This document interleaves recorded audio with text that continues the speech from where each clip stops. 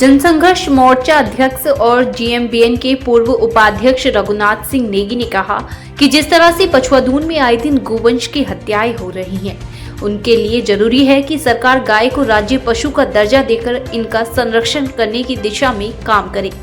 रघुनाथ सिंह नेगी ने कहा कि ये अलग बात है कि राज्य पशु कस्तूरी मृग है, लेकिन सरकार चाहे तो कस्तूरी मृग एवं गाय दोनों को राज्य पशु घोषित करने की दिशा में काम कर सकती है। रघुनाथ सिंह नेगी ने यह भी कहा कि राज्य पशु घोषित कर हत्यारों और परिवहन करने वालों के खिलाफ हत्या का मुकदमा दर्ज करने एवं अन्य संगीन धाराओं में मुकदमा दर्ज करने का प्रावधान बनाया जाए और सरकार ईमानदारी से गोवंश का संरक्षण करे तो इनके संरक्षण हेतु ब्लॉक स्तर पर गौशालाओं की व्यवस्था हो एवं इस घिनौने कारोबार में लिप्त पुलिसकर्मियों के खिलाफ भी गो हत्यारों के समान धाराओं में मुकदमा दर्ज होना चाहिए, तभी गोवंश का संरक्षण और बचाव हो सकता है। नेगी ने कहा कि सरकार सिर्फ कानून बनाकर अपना पल्ला झाड़ लेती है, लेकिन सड़क किनारे जब ये गोवंश पॉलिथीन, कांच के नुकीले सामान व अन्य प्रकार का गंद खाती है तो सरकार को नहीं दिखता। रघुनाथ सिंह नेगी ने यह भी कहा कि इन गो हत्यारों की वजह से पूरी मुस्लिम कौम बदनाम हो रही है और पूरी मुस्लिम समाज में भी बदनामी का भी डर बना रहता है। सरकार को ये भी देखना चाहिए कि गोवंश एवं अन्य आवारा पशुओं की वजह से लोगों के खेत खलियान भी नष्ट होते हैं एवं अक्सर दुर्घटनाओं का भी डर आवारा पशुओं से बना रहता है, जिसके लिए गौशालाएं अति आवश्यक हैं। आप देख रहे हैं जिस तरह से प्रदेश भर में अधिकांश जगह जो गौ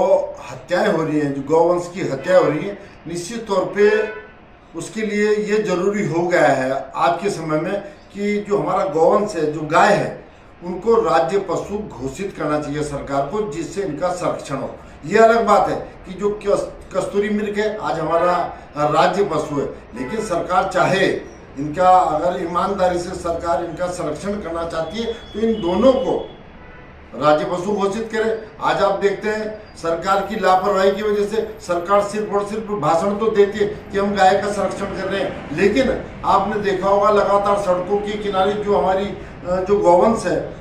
कील, कांच, तमाम पॉलिथीन खा रहा है, गंदगी खा रहा है, उसकी तरफ किसी का ध्यान नहीं जाता और उनका संरक्षण करने वाले इनका भी ध्यान नहीं जा रहा है। सिर्फ और सिर्फ हवाई बातें हो रही हैं। इसके लिए सरकार को ये भी जरूरी है कि इन प्रदेश स्तर में, पूरे के पूरे प्रदेश में जो ब्लॉक स्तर पे बृहद तरीके से गौशालाओं का निर्माण हो, जिससे तमाम जो हमारे बांझ हैं, वृद्ध हैं, तमाम जो चोटिल घायल गाय हैं, उनका वहाँ पर इलाज हो गौशालाओं में, उनका वहाँ पर संरक्षण हो और ये जो हत्याएं हो रही हैं लगातार वो भी रुकें। आज सरकार ने कानून तो बना दिया इनके लिए सजा का, लेकिन इसमें जब तक हत्या का, जो गौवंश की अगर हत्या होती है, उनका वध होता है, तो हत्या का ही मुकदमा इसमें दर्ज होना चाहिए और अन्य तमाम धाराओं में इनके खिलाफ दर्ज होना चाहिए, जिससे इनकी वजह से जो 2-4 लोग हैं समाज में, उनकी वजह से पूरा का पूरा मुस्लिम समाज भी बदनाम होता है, पूरे के पूरे बदअमनी फैलने का हर समय डर रहता है। तो ये जरूरी है आज के दौर में, जिससे समाज में ये जो तमाम तरीके से आज